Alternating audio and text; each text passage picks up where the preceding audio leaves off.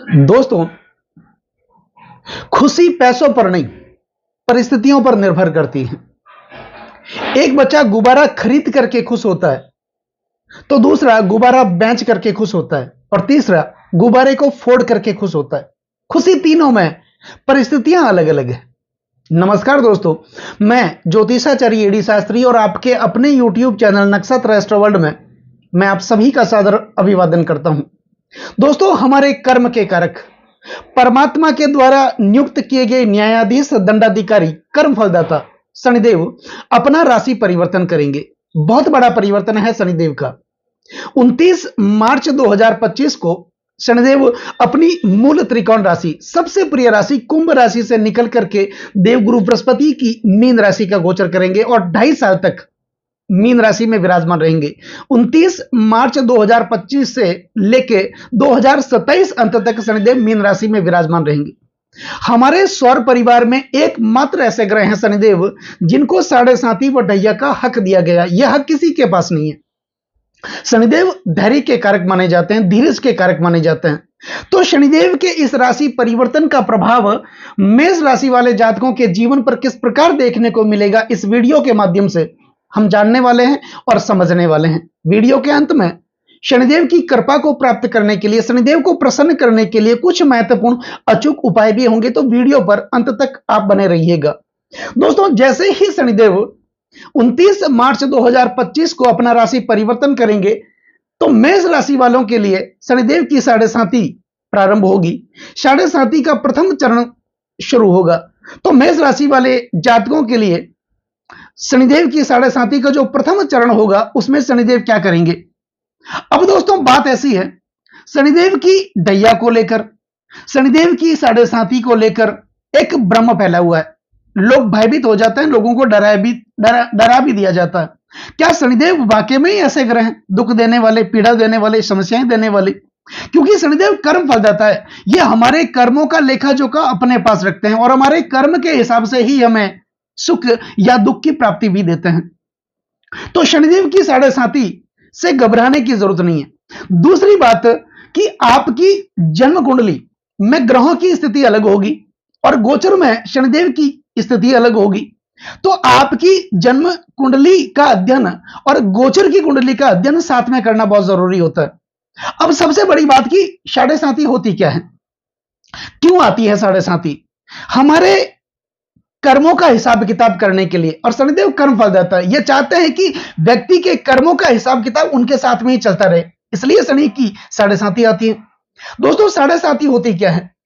द्वादशे जन्म के रासो द्वितीय शनिचर सार्धानी सप्त वर्षाणी तदा दुखेर युतो भवेत।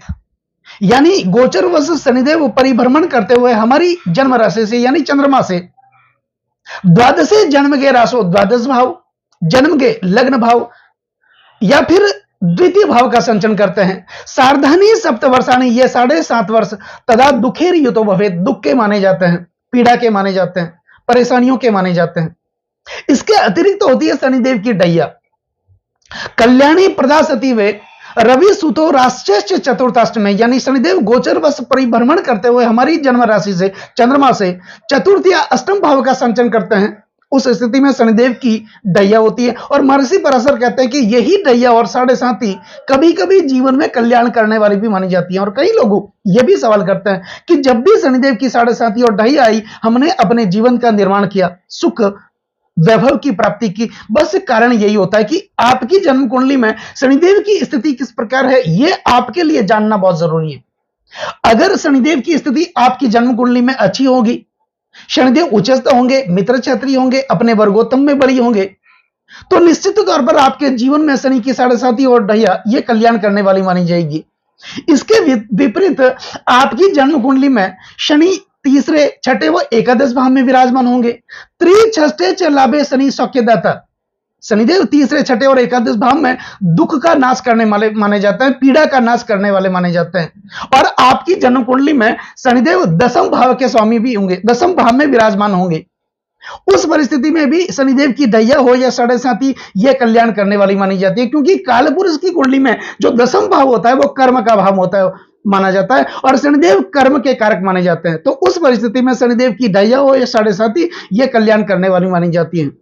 दूसरा कि आपकी जन्म कुंडली में शनिदेव जिस भाव में विराजमान हो, यानी शनिदेव के साथ भावपति की युति बन जाए या भावपति की दृष्टि शनिदेव पर हो, अर्थात आपकी जन्म कुंडली में शनिदेव जिस किसी भाव में विराजमान हो उस भाव के स्वामी की युति शनिदेव के साथ हो, या फिर शनिदेव जिस भाव में विराजमान हो उस भाव के स्वामी की दृष्टि अगर शनिदेव के ऊपर हो, उस परिस्थिति में भी यही साढ़े साथी व ढैया कल्याण करने वाली मानी जाती हैं।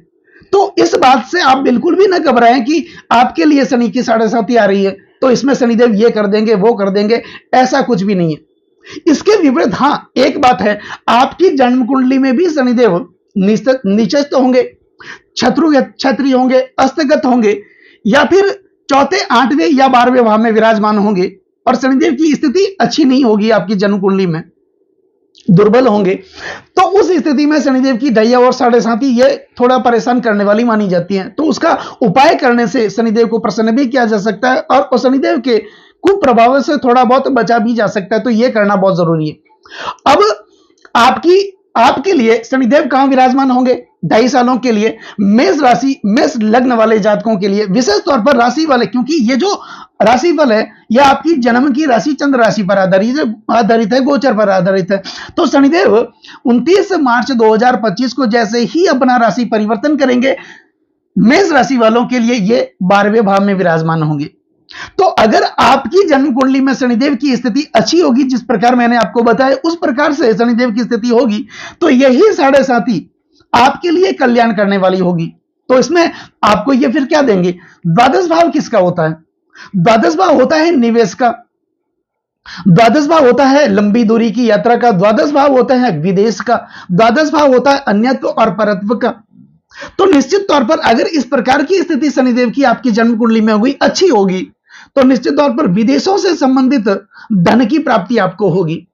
आप अगर अपने बच्चों को हायर एजुकेशन के लिए इस समय अंतराल में 2.5 सालों में विदेश भेजना चाह रहे हैं, तो यह समय आपके लिए अनुकूल होगा।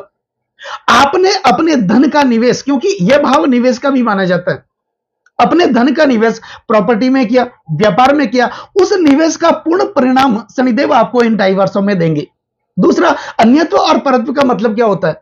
अन्यत्व और परत्व यानी अन्य या पराया। अगर पति पत्नी दोनों में से किसी एक का अन्य या पराये के साथ लग्नेतर संबंध स्थापित हो जाता है, तो उस परिस्थिति में भी चरित्र का हनन होता है, मान सम्मान पद प्रतिष्ठा की कमी हो जाती है। लेकिन शनिदेव की स्थिति अगर अच्छी होगी तो निश्चित तौर पर आपके अंदर अच्छे चरित्र का निर्माण होगा। दांपत्य जीवन में जो अलगाव चला आ रहा था वो अलगाव आपका दूर होगा। आपके अंदर वाणी कुशलता बढ़ेगी, जिसके कारण आप अपना काम निकालने में, अपनी वाणी कुशलता के कारण अपना फंसा हुआ काम निकालने में आप माहिर होंगे। आपकी कौटुंबिक स्थिति अच्छी होगी, यह आपके लिए होगा।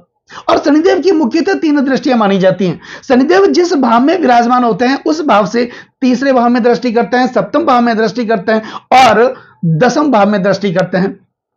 अब शनिदेव की स्थिति आपकी जन्म कुंडली में अच्छी होगी, काफी अच्छी होगी, और वर्तमान में शनि की ही महादशा आपको चल रही होगी, या फिर शनि की महादशा में उनके सहयोगी ग्रहों की, उनके जो समुदाय के ग्रह, दल के ग्रह, उनकी अंतर्दशा चल रही होगी। यानी कि शनि में बुध की अंतर्दशा चल रही होगी, शुक्र की अंतर्दशा चल रही होगी। उस परिस्थिति में भी शनिदेव इन 2.5 सालों में मेष राशि वालों के लिए अच्छी परिस्थिति का निर्माण करेंगे।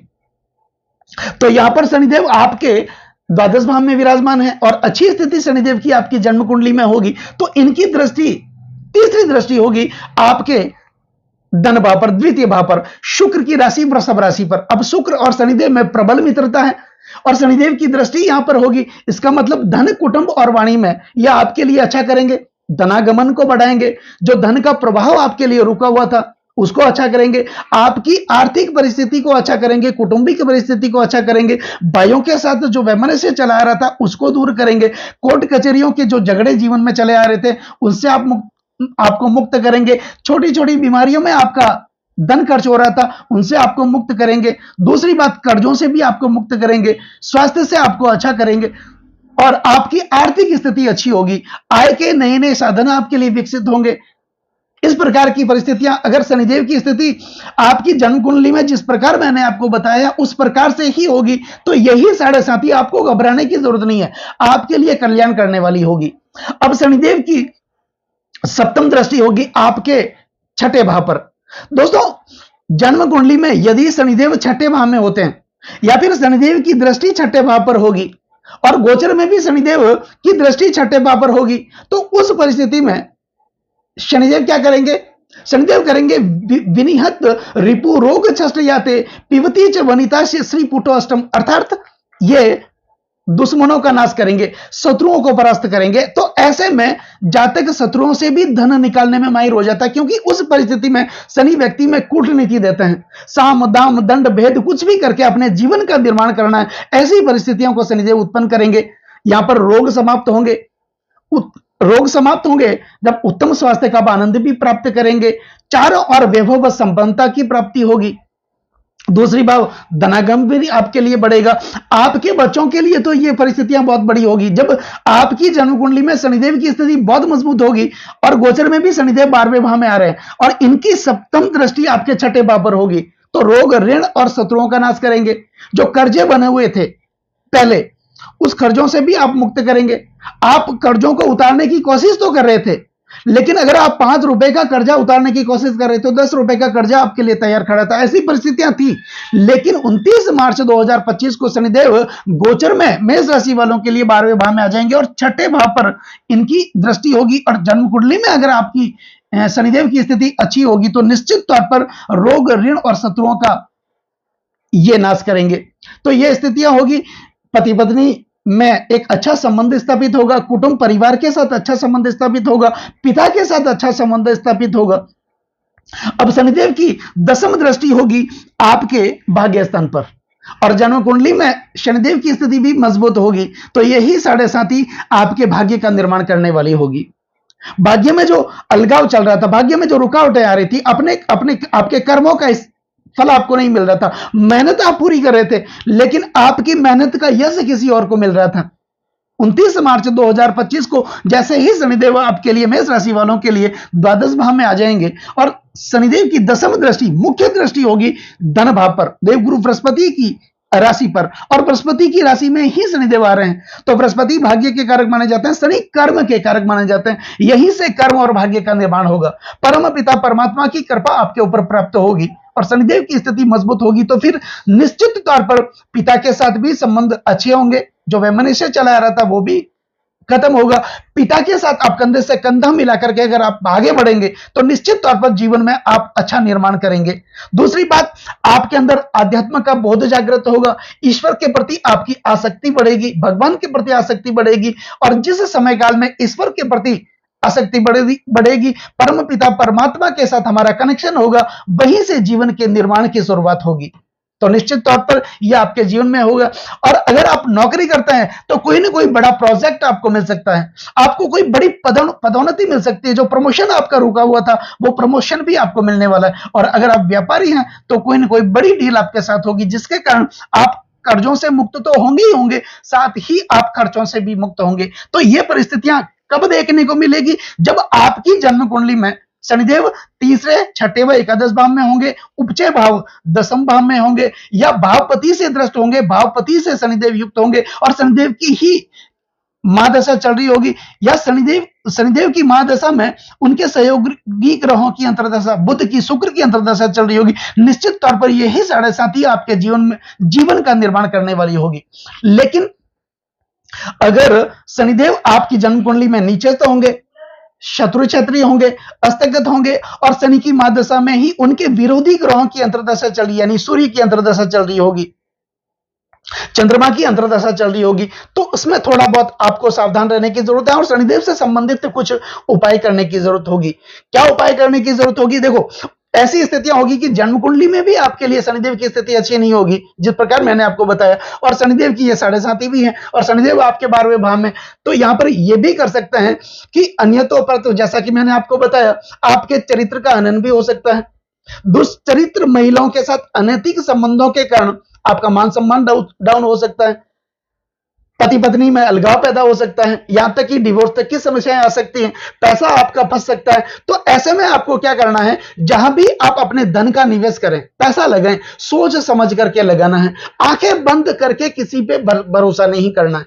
ये विशेष तौर पर सावधानी सावधानी आपको बरतने की जरूरत होगी। लंबी दूरी की यात्राएं, अननेसेसरी यात्राएं से आपको बचना है, अननेसेसरी खानपान से आपको बचना है, क्योंकि शनिदेव की स्थिति आपकी जन्म कुंडली में अच्छी नहीं होगी और शनि की 7.5 होगी, और 7.5 का प्रथम चरण होने के कारण क्या होगा, कौटुंबिक कलेश भी पैदा हो सकता है, भाइयों के साथ अलगाव पैदा हो सकता है, प्रत्यक्ष संपत्ति में विवाद भी पैदा हो सकता है। परिवार में कोई ऐसी स्त्री होगी जिसके कारण जिस स्त्री से आप बिना फालतू का द्वेष उत्पन्न कर सकते हैं, जिसके कारण आपके परिवार में अलगाव पैदा हो सकता है, ऐसा भी हो सकता है। तो ऐसी स्थितियां, अगर शनिदेव की स्थिति आपकी जन्म कुंडली में अच्छी नहीं होगी तो फिर यह स्थिति देखने को बनेगी। अब शनिदेव की सप्तम तीसरी दृष्टि आपके धन भाव पर होगी, तो धन का ह्रास भी हो सकता है, गलत पैसों का खर्चा भी हो सकता है, आपके पैसे फंस भी सकते हैं। तो पैसा किसी को उधार देने से पहले आप जांच परख पूरी कर लें, आंखें बंद करके किसी का भरोसा न करें, अपनी वाणी में संयमितता बरतें, कटु भाषा का प्रयोग न करें, जिसके कारण भी संबंध खराब हो सकते हैं। तो ऐसा हो सकता है जब शनिदेव की स्थिति आपकी जन्म कुंडली में अच्छी नहीं होगी।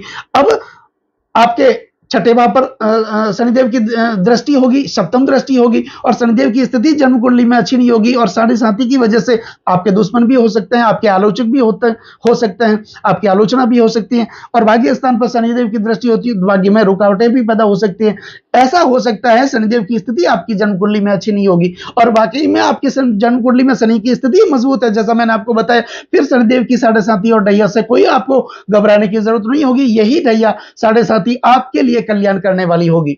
और शनिदेव की स्थिति अच्छी नहीं होगी जन्म कुंडली में तो कुछ महत्वपूर्ण उपाय आपको करने होंगे, और वो उपाय क्या होंगे, इन 2.5 वर्षों में शनिदेव के जो मंत्र होते हैं, ओम प्राम प्रीम प्रो शनिचराय नमः, इस मंत्र का आप नियमित उच्चारण करते रहें।